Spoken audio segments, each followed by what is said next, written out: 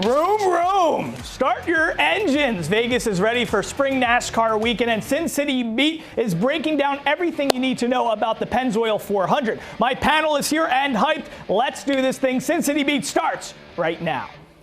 From Las Vegas, this is Sin City Beat.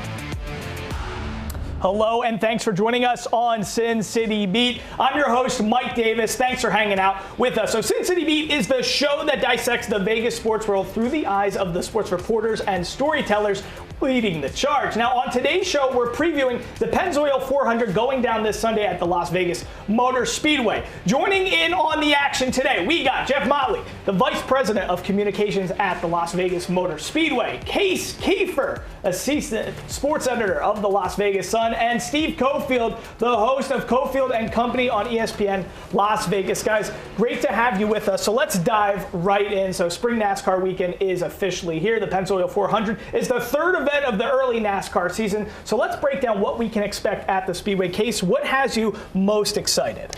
Well, this is race 3 of the new NASCAR season, but I think this is going to be the first big taste of what to expect on the year as a whole. We've had Daytona and Atlanta so far. Of course, Daytona, the biggest race in the sport, all the pageantry, that's great. Atlanta, repaved, kind of a new look, but both those are more super speedway racing. You know, now we get to Las Vegas where this is more, indicative of what we're going to see the rest of the year. So I think it's going to be fun to see, who's rising, who's falling. I know Ford and Toyota, 2 of the 3 manufacturers, made some changes to their cars. So I think we're going to start to kind of see who's going to be the real contenders this NASCAR season in Las Vegas. Not to take anything away from my amazing panel with Steve and Case, but I mean, Jeff, you are the guy to speak to on this. That's why we have you here today. 25 years with the Las Vegas Motor Speedway. Really tell us, because the casual fan might not understand the nuances to this race. So we know that the 3 tracks, Daytona, Talladega, and Atlanta, they have something you were telling me off camera called restrictive engine tracks. And when it comes to Vegas, it's a totally different situation. So kind of differentiate that distinction for us. The way Talladega, Daytona, and Atlanta are built, the way they are designed,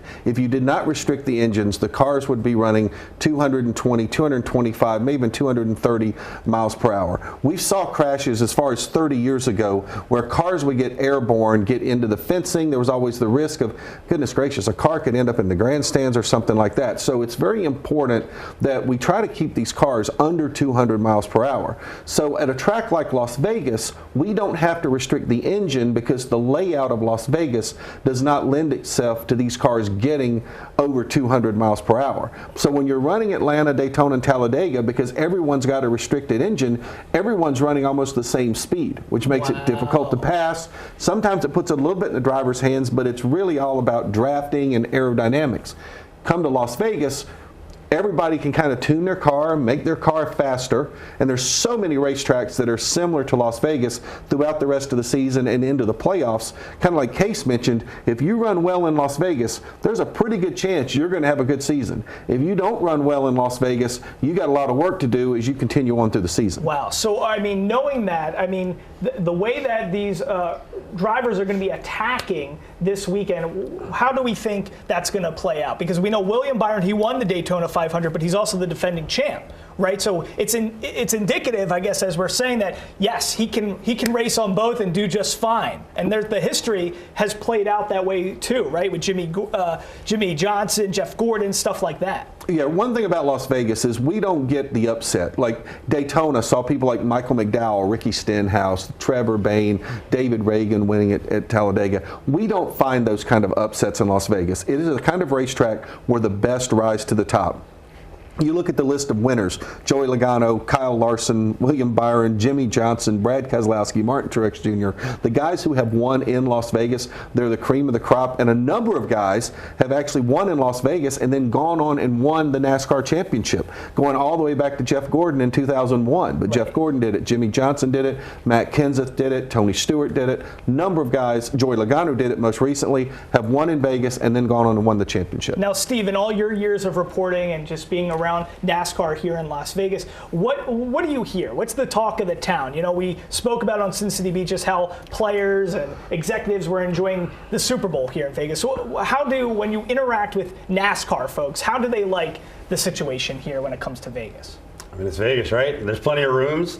We saw with other races in town, maybe they go after a different economic strata. And I'm not saying that NASCAR people don't have money. They do. If you're going to travel around the RVs and all that, you need some money. But it's another. I mean, this weekend in general, you guys have the biggest event going. This is another one of those weekends where we're going to have hundreds of thousands of people in town with lots of options. And when we have time, I do want to talk about the historical significance of what the race has done, because it's another one of those events in the history of this town that kind of made us big time and introed more of the world to what Vegas can be, aside from just coming here and drinking and gambling and doing whatever else. Gotcha. And we're definitely going to be getting into that relationship between NASCAR and Vegas and NASCAR. When we're talking storylines for this upcoming weekend, what are the biggest storylines that we need to know about? I think there's a few things. I think first off, you've got to look. I know we're only in week 3.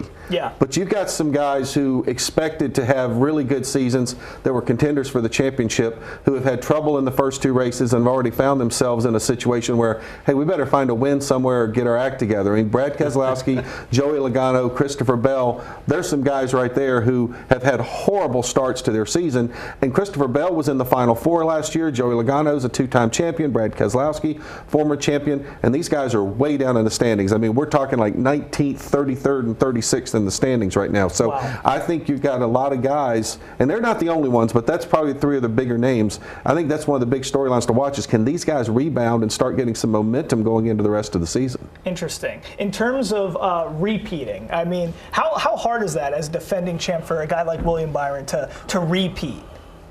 I would think it's extremely difficult. I mean, I think especially, and Jeff could speak way better on the specifics to me, but just this modern era of NASCAR, I know they introduced a next generation car a year ago. It seems like it's really opening the door, and there's a lot more teams competing. There's a lot more drivers that are out for wins. I think you look last year, there were as many winners as there had been in like 20 years. So I think they're, while, this isn't a Talladega or a Daytona where anyone that's starting can win, I think when I first, was in Las Vegas, maybe there were like 3 or 4 drivers that you really expected to win. I think now that might be more like 10 or 12. So it's really hard, I think, to go back to back. We saw Kyle Larson win the fall race, I believe. So we've had a couple different winners. I know we've had some back to backs, but I think it's kind of tough to do back to back. And I think there's an interesting part to that that's different from other sports. People don't realize this, but from the time William Byron won that race here last year right. to now, the track has changed. And by change, I mean we've had a year of weather. We've had driving schools, another NASCAR race that's run on the track. So the racetrack changes from year to year as the pavement wears. The temperature could affect it, whether it's hot or cold. Right. You play a basketball game, that hardwood floor has been the same for 25 years. A football field, tennis court, they're all the same. So the deviation could be that? Exactly. So you may have a set of notes that worked for you in 2023, and you may bring that notebook back in 24, but because the track has changed, either there's less grip on the track, maybe Goodyear's made a slight change to the tire, maybe it's a hot day as opposed to a cold day, or vice versa, maybe it's a really windy day as opposed to a calm day. That affects everything, because when you're racing 200 miles per hour, and you're talking about cars that are separated by hundreds or even thousandths of a second, that little bit can make a big difference over the course of 400 miles. That's insane. And as just we're wrapping up this, initial block, I'm curious with this. I love this whole restrictive engine concept. So now, when you come to Vegas and you don't have the restrictive engine concept,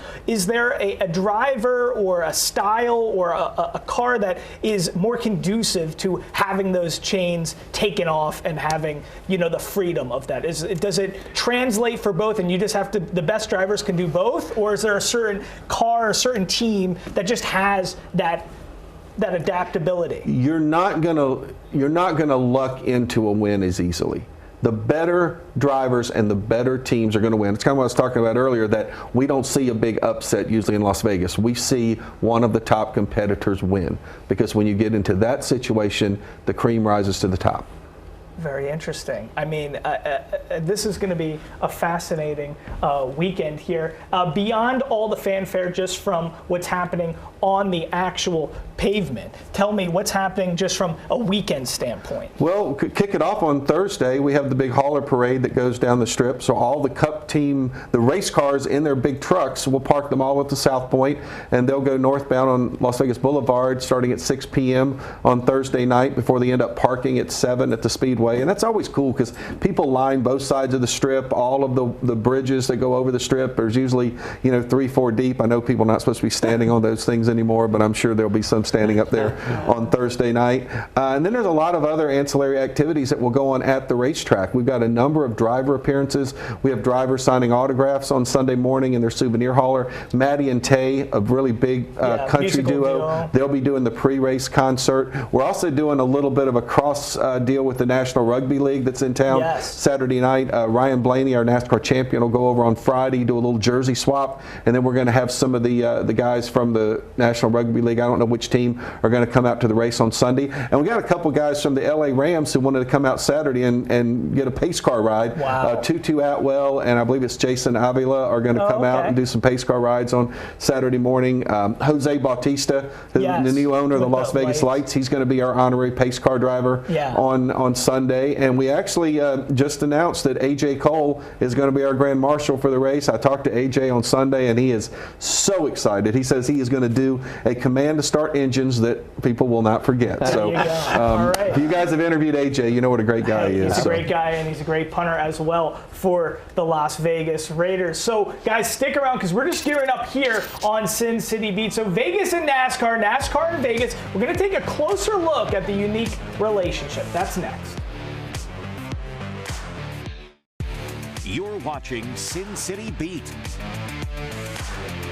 Welcome back to Sin City Beat. So when it comes to NASCAR history in Las Vegas, this weekend marks the 27th event in our city, not including the playoff races. As we take a closer look at the relationship between NASCAR and Las Vegas, it's great we have a true expert on our panel, Jeff Motley. You spent 25 years with the Las Vegas Motor Speedway. How has the sport just grown here in Vegas since from then to now?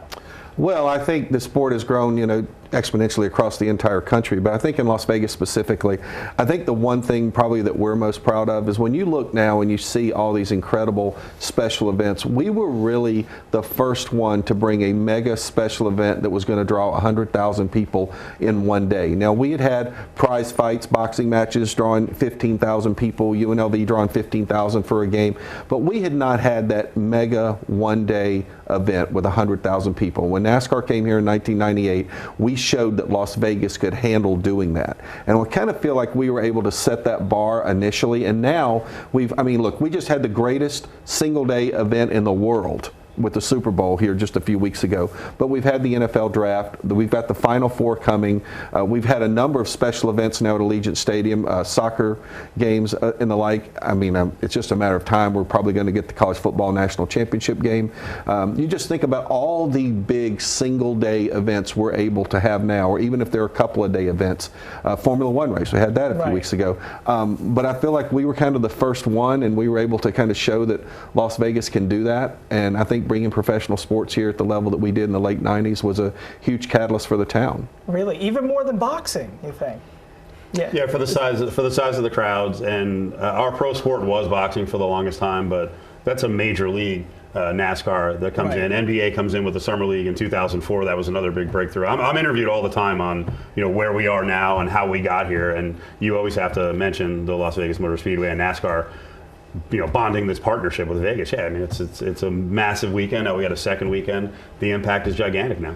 Yeah, I know we're not trying to get too far ahead, and you weren't including the playoff races, and we're just talking about this one, but that really sticks out to me. I think Jeff said it might be like the 7th year where we're going to have 2 races. And look at the NASCAR schedule. There's not a whole lot of tracks that get 2 races. That puts us an elite company, and I always think back to when I first moved here. I was just an intern, I think, in 2009. I got sent down to the track, and I did a story about when will Las Vegas get a second race, and everyone you talk to is like, oh, this is on my calendar. I got to be here. How do we not have a second race? And I know Jeff and his team worked diligently to make that happen. I think that's a testament to Las Vegas and NASCAR. Now that we have an annual, a bunch of years now, 2 races. And, Jeff, you've worked all over, visited all the tracks. When it comes to, a NASCAR event, but bringing NASCAR event to Vegas, the same way that people always talk about the Super Bowl and how it was Vegas-fied, or, all these kinds of things. What makes Vegas, how does that element kind of creep into the NASCAR experience more so than other tracks? Well, I think there's probably a couple things here. All right, first off,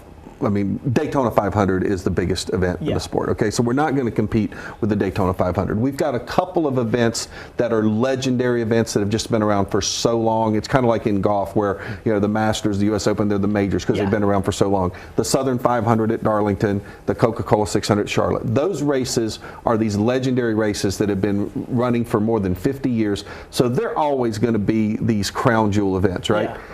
But then when you look at Las Vegas, it's Las Vegas. And there's something special about winning in Las Vegas. There's something special about being in Las Vegas. And I think you can ask all of those drivers. There's something about that. It's just, I'm not going to besmirch any other racetrack on the schedule, but there's just something really cool about coming to Las Vegas and winning. And I think they would all tell you that. And I think this community has done a great job of just kind of putting their arms around this event or these NASCAR races. And you look at what the teams have done.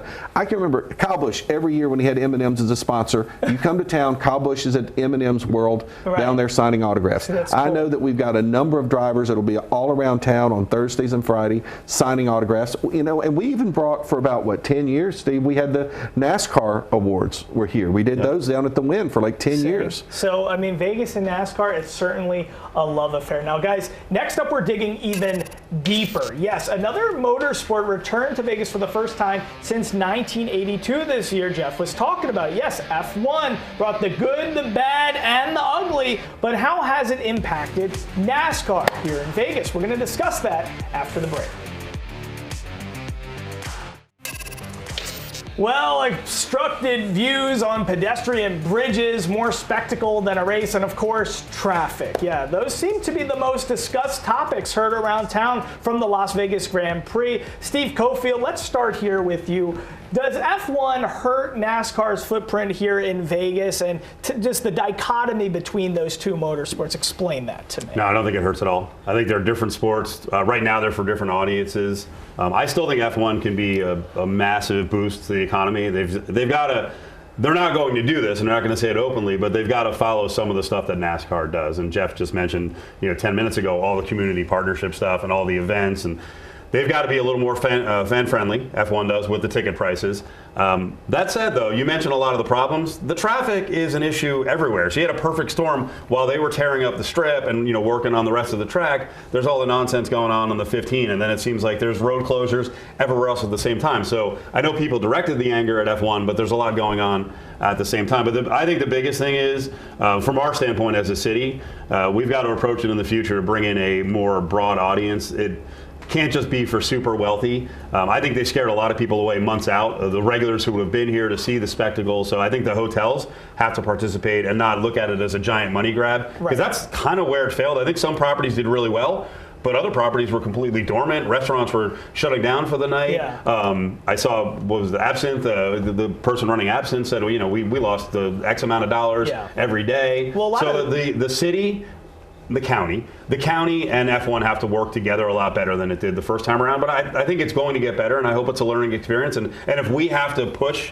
this narrative to make it better, and F1 is still a little bit snooty, then it's on us. It was fascinating being down there covering the event. It really seemed like the distinction almost between football and American football and football. That's kind of, there's so many people there that were foreign from overseas that were really taking to this event. To me, the most interesting thing that I want to ask you about, Jeff, is watching F1 on the screen as opposed to NASCAR. The vibrancy of the race didn't feel as sticky to me. What am I seeing? To express a little bit about that distinction between F1 and NASCAR when you're a casual fan and taking in the sport. Well, NASCAR is a little bit more about, I think, just the close competition, and I think when you look at Formula One, it's a lot about the technology. And I think we look at a Formula One race car, look, it's one of the most incredible machines in the world. It's sleek, it's fast. The way it can turn around corners and drive through city streets the way that it does. And there's a group of fans who, that's what they love. Well, the stock cars are never going to run on a city street the same way that a Formula One car does. And if you put a Formula One car on a super speedway, we could never do that either. You're talking about restricting engines. Yeah. And when you put a Formula One at Las Vegas Motor Speedway, the restricting of the engines would be massive, because if you put a Formula One car on a high-banked oval, I can't even fathom. You'd probably have drivers getting vertigo or having to wear G suits or whatever they call them. The suits that they have to wear for the G forces that air pilots do. Well, so, if there's anything that I can stand behind, it's not. I'm not a restrictive person. I like chains off. I don't like this restrictions stuff. Guys, coming up, we're talking dark horses, predictions, fan favorites. Who are the guys to watch out for? The panel helps us out after a short break. All right, so William Byron won the Pennzoil 400 last year, turning 2023 into his breakout season. And now the defending champion kicked off the 2024 season by winning the Daytona 500 in February. So the full field of drivers is set with 34 on the entry list case. How likely is William Byron to repeat? Who should we be looking out for? Who do you think is going to be winning this baby? I mean, pretty likely. I guess you can never count out those Hendrick Chevrolets on 1.5 mile tracks like Las Vegas. I think you look at the betting odds, his teammate Kyle Larson, just a runaway favorite. I do think he's probably the best NASCAR driver in the world. You're making me pick one guy to win. I would pick him, but I don't think there's as big of a gap as we're seeing like in the betting odds. I think there's a lot of guys that could win this. Jeff mentioned him earlier, but Joey Logano, always so tough to beat at Las Vegas. I know he's had a rough start to the season. Got a penalty last week for some illegal gloves, but if you're telling me one guy to watch, Joey Logano at Las Vegas, can't go wrong there. Gotcha. And Jeff, tell us, so you're on Sirius XM Radio as well with a NASCAR show. Plug that for us and just tell us who you're thinking is really going to come out on top. Yeah, our show, Gone Racing, Brendan Gone and I do the show, Sirius XM, 5 to 6 Pacific time on Sirius XM NASCAR Radio on Friday nights. And look, Case is right. Larson, Byron, clearly the two favorites. I think if you want to try to look for a dark horse, maybe where you can get some higher betting odds, I think a guy like Bubba Wallace is the kind of guy who has gotten much better on these style racetracks, and he's off to a great start this year with top tens in each of the first two races. I think if you're looking for somebody to win some money on, I think he would be the kind of guy. But let me write that down. Win some money on. Okay, Bubba Wallace, money sign. Byron and Larson are, to me, clearly the two favorites. All right, I like the money. All right, Bubba Wallace, that's who I'm going to go with. You know your stuff. Guys, I want to thank my great panel. We got Case Kiefer with the Las Vegas Sun, Steve Cofield with ESPN Las Vegas, and Jeff Miley, Sirius XM Radio, as well as the Las Vegas Motor Speedway. And I'm your host, Mike Davis. We'll see you here next time on Sin City Beat. Enjoy spring NASCAR weekend here in Vegas. We'll see you next time.